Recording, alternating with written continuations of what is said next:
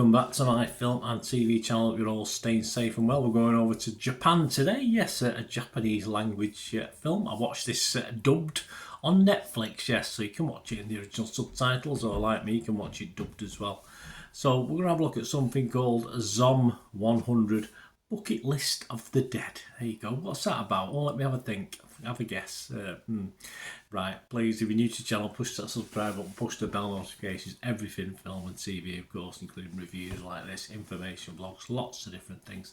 Jump on board, spread the word if you can, guys. Please leave your comments and anything to do with this film or anything to do with film and TV. It'd be great to hear from you.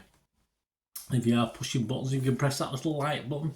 That'd be much appreciated. That little thumbs up, guys. That'd be fantastic. 128 minutes. You probably could have serialised this in 4 episodes. 15 certificate, which we'll come to that in a minute. Of course, it's classed. The genre is a comedy, drama, horror, action movie. So all things, the only one I would probably dispute a little bit is the comedy side. It's not exactly Shaun of the Dead, let's put it that way. But this was serialised. It's a manga thing, of course, serialised monthly since October 2018 in Shogakukan's Seinen Manga Magazine, monthly Sunday Gene X. That might mean something to you if you're into manga. It doesn't mean anything to me. And an anime television series adaptation was produced by Bug Films and premiered on July 2023. So obviously you got the animated version, and this live action film adaptation premiered on Netflix in August 2023. So if you like it, you've been flushed, haven't you? Been very spoilt by the animation and of course the live action. What's it about? Well, it's about old Akira Tendo, who works at an abusive company where he suffers endless late hours, power harassment from his boss and illogical tasks. Yes, don't we all? I thought that was normal. He spends his days feeling more dead than alive. One morning the town is overtaken by zombies. Yeah, and the familiar landscape is already devastated. Seeing such destruction, Akira shouts with glee that he doesn't need to go to the office anymore. I think that's part of the humour.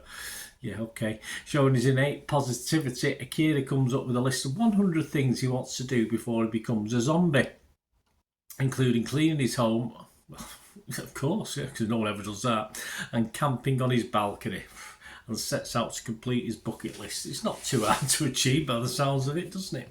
All these scores of little comments are as at the 5th of August 2023 in the morning here in the UK. Rotten Tomatoes audience, not overly kind, just 26%, but I don't think there's many reviews. I don't think that it's not given a total, less than 50 reviews anyway, so I wouldn't worry too much about that. What about Joe Public on Internet Movie Database? So it's getting 5.8 out of 10. That's just 599 scores and reviews, so just only 600 now as I'm recording this. Of course it will, but 5.8 out of 10, so not a disaster. That's okay. 5.8 out of 10. Then you go over to the critics. We'll have a look at Rotten Tomatoes. 67% positivity from the critics. That sounds okay, but the sort of counterbalance to that is there's only been 7 critics reviews. Well, let's have a look at some of them.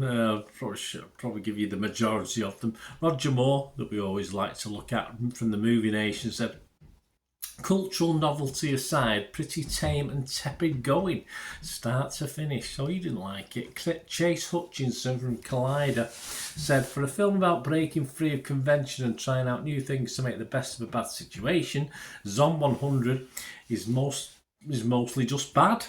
It does get checking the boxes part down, but there's little life to experience. So I think they're the negatives. Let's have some positives. Amanda Guragi from Ready Steady Cut said, this is humorous zombie flick with many parallels to the working class and the repetitiveness of the daily routine.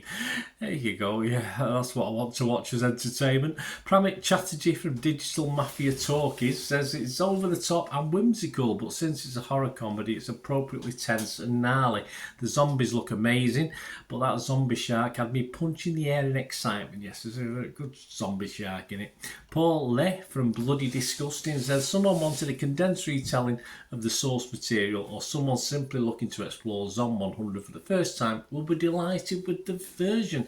There you go, that's what the critics think. What about me, guys? I mean, I'll just add my little 2 penny.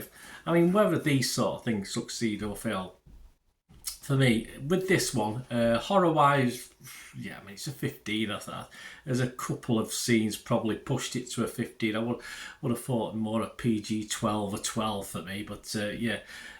So horror-wise, yeah, there's no real tension, there's no real jeopardy in it. You know, being chased by zombies, and it just doesn't get you on edge or anything like that. But and the guys who are getting killed by zombies, you don't know them anyway, so there's no real empathy with that either. So what it will then depend on, of course, is the characters, if you like the characters, and the comedy. It's classed as a comedy, this, but I'm afraid the comedy, as I've sort of pointed out before, sort of misses out. Comedy isn't really there, in fairness. It's a bit of action, which is nice, a bit of silly action as well. But I think it would probably appeal, as I say, to a younger audience, although a 15 certificate has got to limit that demographic, I think. But yeah, I would say 12 to 15, 16 might appreciate this more than any other specific demographic. But for what it is, and as I said, it may have even been better as 4 30-minute episodes or 5 25-minute episodes or something like that. Characters are fine though. The eventual 3 that we're left with, your 3 eventual heroes, if you like, are pretty good company, and obviously set itself up. It'll be carrying on. I wouldn't mind watching what they get up to in coming time, but and even the zombie shark that's been mentioned already, is good fun at that time, as a sort of climax to the film itself. But when at a time where zombie series and films are, let's face it, 10 a penny, aren't they? I mean, they're all over the place.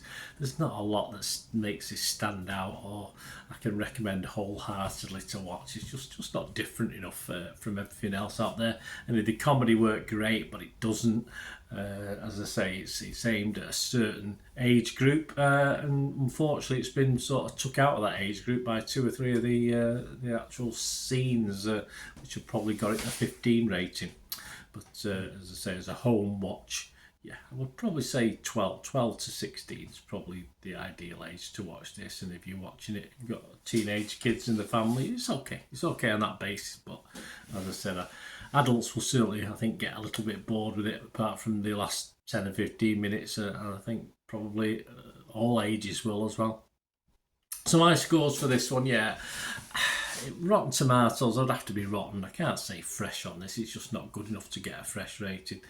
Metacritic, I'd have to give it a mix, because it's not a total disaster, as I said, and I did quite like the 3 heroes by the end of it, and then I want to watch more, but that didn't help me watch this film, unfortunately. So I'll have to be mixed on that. And as far as the score, I will give it a score. As you know, if it gets less than 5, I don't bother. But I will give it the basic 5 out of 10. As I say, it is what it is. But as zombie films go, pretty weak. And let me know what you think, guys. Great to hear from you. Until the next time, well, that's one thing, don't I? Please stay safe, everyone. Bye for now.